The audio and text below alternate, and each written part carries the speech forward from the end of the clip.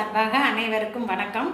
இன்னைக்கு வாங்க, குட்டீஸ் ஸ்கூலெல்லாம் திறந்துடுச்சு இல்லையா, அதனால் ஸ்கூல் விட்டு பிள்ளைங்க குட்டீஸ் எல்லாம் வந்தவுடனே சாப்பிட்ற மாதிரி ஒரு ஈஸியான ஸ்நாக்ஸ் ஒன்று இன்றைக்கி எப்படி செய்கிறதுன்னு பார்ப்போம். இது வந்து பேன் கேக்குன்னு சொல்கிறது. இது ரெண்டும் பாருங்கள், ஃப்ளேவர்ஸ் வேறு வேறு ஃப்ளேவர்ஸு. இது வந்து எங்களோட லிட்டில் ஹார்ட் மஃபட் ஃபவுண்டேஷன்ற இதிலேருந்து தயாரிக்கிறோம்.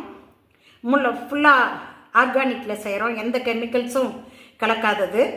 இந்த பேன் கேக்கை வந்து நீங்கள் எந்த ஃப்ளேவர் பிடிக்குதோ அதை வாங்கினாக்க இந்த இடத்துல ஜிப்லாக் கிழிக்கிறதுக்கான ஒரு போர்ஷன்ஸ் கொடுத்துருப்போம். அதை கிழித்த பின்னாடி ஜிப்லாக் தான் வச்சுருக்கு. இப்படி எடுத்துடலாம். இதுக்குள்ளே பார்த்தீங்கன்னாக்க உங்களுக்கு இந்த பேன் கேக்கோட மாவு இருக்குது. இப்போ இதை யூஸ் பண்ணி நம்ம எப்படி செய்கிறதுங்கிறத பார்க்க போகிறோம். பாருங்கள், ஒன்றும் இல்லை, ரொம்ப ஈஸியஸ்ட்டு. இந்த ஸ்பூனில் 1 2 2 ஸ்பூன் மாவு தான். இந்த 2 ஸ்பூன் மாவுக்கு நீங்கள் வந்து பிள்ளைங்க என்வி சாப்பிட்றவங்க, முட்டை சாப்பிட்றவங்களா இருந்தால் ஒரு முட்டையை இதில் உடச்சி சேர்த்திக்கலாம். இல்லை எங்களுக்கு முட்டை எல்லாம் நாங்கள் கொடுக்க மாட்டோம்னாலும் ஒன்றும் இல்லை, முட்டைக்கு பதில் காய்ச்சின பால் இருக்குது. நான் இப்போ உங்களுக்கு பால் ஊற்றி செஞ்சு தரேன். இந்த பால் இந்த அளவில், அதாவது ஒரு முட்டையினோட அளவுக்கான பாலுன்னு ஒரு உங்களுக்கு இதுக்காக இந்த முட்டை சேர்த்துலங்கும்போது இந்த அளவில் பாலை, அவ்வளோதான். இந்த பாலை இதில் மிக்ஸ் பண்ணிடுறோம்.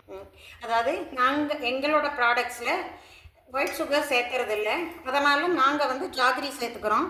ஜாகரின்னாக்கா 1 2, இன்னொன்று வேணும்னா குட்டீஸ்க்கு கொஞ்சம் ஸ்வீட் வேணுன்றதுனால 3, அவ்வளோதான்ப்பா.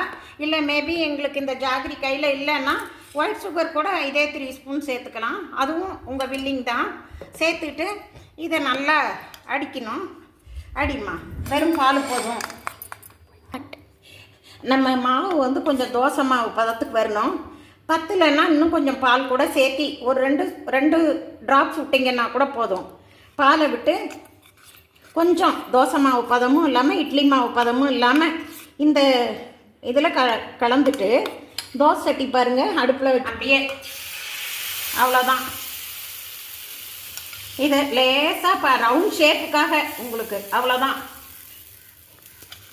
கொஞ்சம் பிள்ளைங்களுக்காக நெய் கொஞ்சம் விடுங்கம்மா,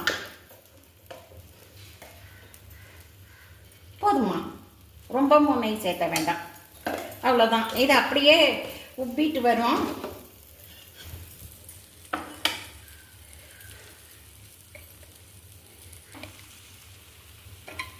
சொல்லுங்கள். இன்னும் கொஞ்சம் அவ்வளோதான். இது அப்படியே எதுவும் பண்ணாமல் திருப்பி போடுங்க. திருப்புங்க, அவ்வளோதான். இது வந்து இந்த கலர் சாக்லேட் கலர்னால இந்த ப்ரௌனாக வருது. இதே வேறு ஃப்ளேவர் இதோ இது போல் இந்த ஃப்ளேவர் போட்டிங்கன்னா கொஞ்சம் இந்த கலரில் ஒயிட் வரும். இந்த மாதிரி ஃப்ளேவருக்கு தகுந்த மாதிரி கலர்ஸ் வரும். பிள்ளைங்களுக்கு ஈவினிங் ஸ்நாக்ஸ் ரெடி, ரொம்ப இஷ்டமாக சாப்பிடுவாங்க. Healthy food. கொஞ்சம் டேஸ்ட் பண்ணி பாருங்கம்மா, ஏன்னா முட்டை போடாததுனால டேஸ்ட்டாக இருக்குது, நல்லா இருக்குது.